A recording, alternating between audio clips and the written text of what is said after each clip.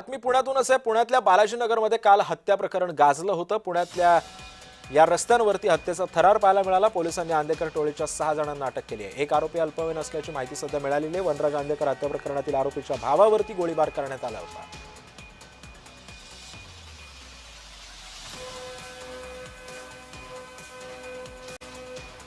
आणि या सगळ्या संदर्भामध्ये अधिक माहिती जाणून घेऊयात। माझा सहकारी प्रीतम पुरोहित आपल्या सोबत आहे।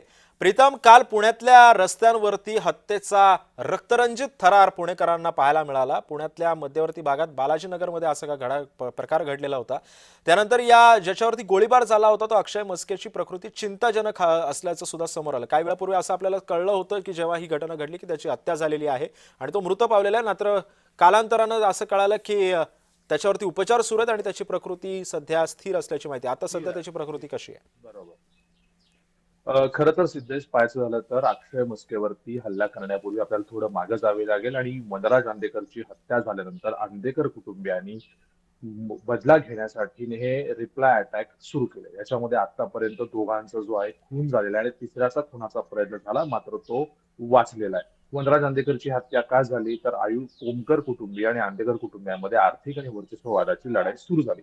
त्यातूनच वनराज आंदेकरची हत्या झाली आणि हत्या करणाऱ्यातले गायकवाड टोळी आणि कोमकर टोळी या दोन्ही टोळी ऍक्टिव्हली झाल्या आणि याचाच बदला आंदेकरांनी घेतला आणि आंदेकरांनी आयुष कोमकर म्हणजे आपल्याच नातवाला, मुलीच्या मुलाला जे आहे ते संपवलं।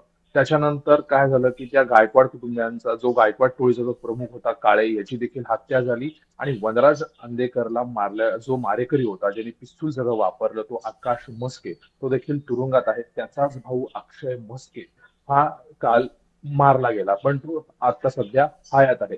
हे कुटुंबियांना म्हणजे आंदेकर टोळी जी आहे त्या आरोपींच्या कुटुंबियांना टार्गेट करते।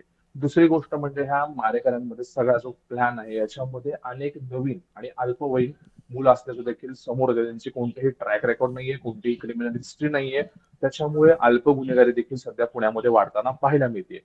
आंदेकर, बंडू आंदेकर जो आंदेकर टोळीचा म्होरक्या, कृष्णा आंदेकर, हे सर्वजण मोकोका अंतर्गत आतमध्ये आहेत। त्यांच्यावरती कारवाई देखील झालेली आहे। 2 खुना, 2 खून आणि 1 खंडणी असे मुकोका अंतर्गत ते सध्या जेलमध्ये आहेत। आंदेकर टोळीचं वर्चस्व संपवण्यासाठी पुणे महानगरपालिका आणि पुणे पोलीस आयुक्त यांनी संयुक्त कारवाई केली।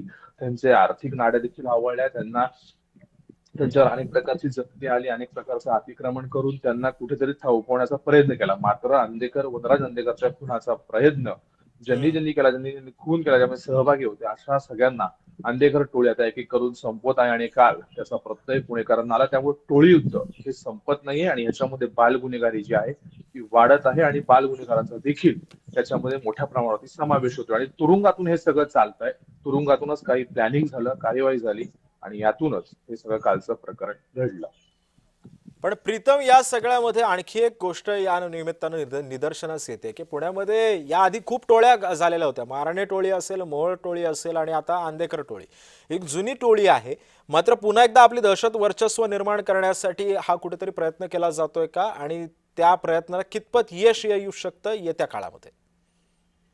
खरं तर गुन्हेगारी हे प्रमाण वाढतं। यांचं गुन्हेगारीचं प्रमाण काय, एकतर म्हणजे खंडणी, पैसे घेणं, त्याचबरोबर वर्चस्व किंवा ताबे मारणे, ह्या पद्धतीचे सगळे ते गुन्हेगारी आणि 2 टोळीमध्ये आणि त्यामध्ये तिसरी टोळी सध्या ऍक्टिव्ह झाली म्हणजे आंदेकर आणि कोमकर कुटुंबियांमध्ये आर्थिक म्हणजे संपत्तीवरून, काही आर्थिक याच्यावरून किंवा वर्चस्ववादावरून वाद झाले। त्यातून ही टोळी फुटली। त्याच्यानंतर गायकवाड, कोमकर एकत्र येऊन त्यांनी आंदेकरांच्या विरोधात सगळं केलं आणि वनराजची हत्या झाली।